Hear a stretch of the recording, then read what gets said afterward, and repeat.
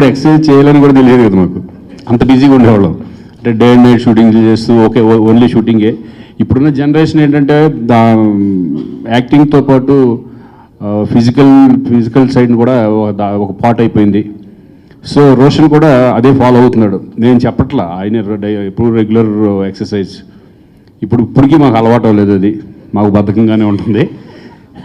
So regular Roshan అదొక చాలా సంతోషం నాకు వేసింది ఏంటంటే రెగ్యులర్ ఎక్సర్సైజ్ మాత్రం చేస్తూ ఉంటాడు, ఎక్కడ అసలు దానికి మాత్రం వెనకాడు. నాకు హ్యాపీ, డెఫినెట్గా దాని మీద ఫోకస్ పెడతాడు, బాడీ మీద కూడా. అని మాకేమంటే బాడీలు మీద ఫోకస్ కంటే షూటింగ్ల మీద ఎక్కువ ఉండేది. షూటింగ్ అయిపోయింది కదా, షూటింగ్ చేసి వచ్చేసాం కదా, సరిపోతుందిలే, ఇంకా అట్లా ఉండేది అనమాట అప్పుడు. ఇప్పుడు జనరేషన్ మారిపోయింది కాబట్టి వాటి మీద హెల్త్ కాన్షియస్ బాగా పెరిగిపోయింది.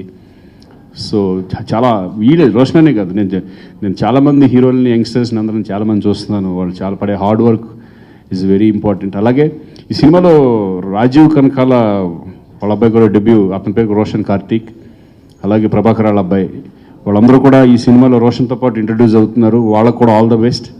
వాళ్ళు కూడా హీరోలు అవ్వాలని నేను మనస్ఫూర్తిగా కూడా, ఎందుకంటే వాళ్ళ క్యారెక్టర్లు చేసినా ఇన్ ఫ్యూచర్ హీరోలు అవ్వచ్చు, నేను విలన్ నుంచి హీరో అయినట్టు.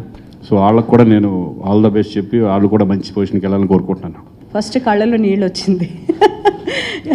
మనం ఎంత యాక్ట్రెస్ అయినా పిల్లల్ని ఒకసారి అలా చూసేటప్పటికి మనకేంటంటే ఆ స్క్రీన్లో మన అబ్బాయి అలా కనిపిస్తున్నాడు అనేటప్పటికి యాక్ట్రెస్ ఒక హీరో వైఫ్ అనేది పక్కన పెట్టేసి ఒక మదర్ అనే ఫీలింగ్ వచ్చేస్తుంది. సో ఇంత చిన్న ఏజ్లోనే తను ఆ లెవెల్లో, అంటే ఏమీ తను కష్టపడకుండా తన ఒక లక్తో అలా వచ్చేసింది అన్నప్పుడు ఐ ఫెల్ట్ రియలీ హ్యాపీ. కొంచెం ఎమోషన్ అయ్యాను కూడా అప్పుడు.